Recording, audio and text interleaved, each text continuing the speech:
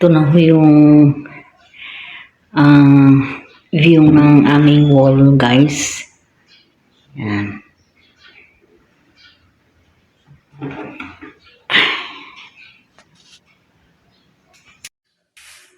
Yan.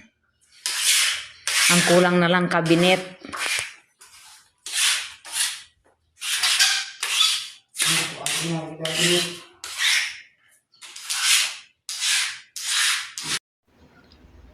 Ayan, ito na po ang bago sa aming bahay ngayon. Napaayos na po namin itong wall namin. Kulang na lang po ng cabinet. Yan, malinis na rin po yung aming dining table. Ito na rin po yung aming living room. Yan. Meron po kaming parating na guest ngayon, guys. Kaya ito, abala na naman si Inday sa paglilinis ng aming transient. So, ito na po ang aming kitchen, guys. Malinis na rin po. Ito po yung CR po namin dito sa may ground floor. Malinis na din. Yan. Meron din po itong aming shower. Ang bango-bango. Ito po yung kwarto ng maid's room. Pag halimbawa yung guest, may dala-dala pong maids, pwede rin pong matulog dito. Depende po sa kanila kung saan po nila patutulugin. Basta meron po naka-ready na dito. Yan. Aakyat po tayo sa itaas.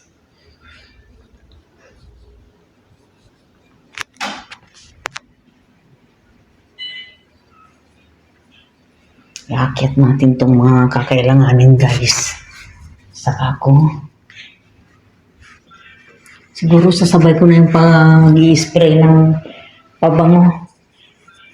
Para minsan na lang kasi mahirap yung akyat baba na akyat baba. Bahala na lang kung kailangan pa kong punasan uli yung ating sahig. At least nabawasan po yung ating gagawin.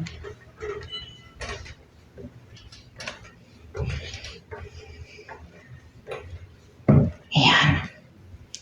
Ito na po yung aming room number 1. Ayan. Palagay ko hindi na po kailangan na punasan uli yung sahig. Malinis pa naman.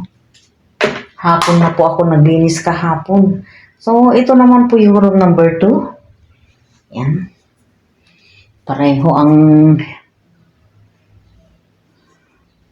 kumot na gagamitin ng aming mga guests ngayon dito sa room number 1 at saka room number 2. Ito na rin po yung shared bathroom and toilets, guys. Ganon din po dito, malinis na rin po. Yan. Walang mga buhok yan. Ganon din po dito. Yan ang aming CR. Ito yung aming linis na talaga, guys.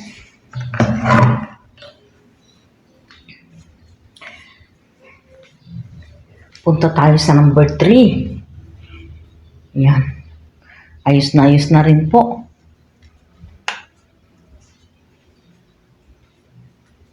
Yan.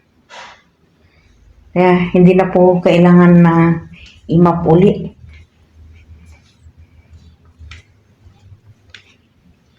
At ito naman po ang aming maid's room. Ay, master bedroom. Yan.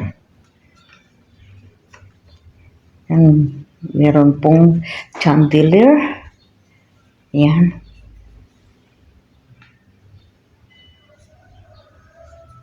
Ito po ang aming ginamit na kumot ngayon, guys. Yan. At ito naman po yung toilet and bathrooms. Ayan, ready na. Pero mas maganda, guys, kung ang gagamitin natin sana daw ni matagal-tagal matanggal yung amoy. Ito naman po ang makikita natin pagdating po sa labas, guys. Ayan. Ganito po ang view sa aming master, guys. Mas maganda ang matatanaw natin dito.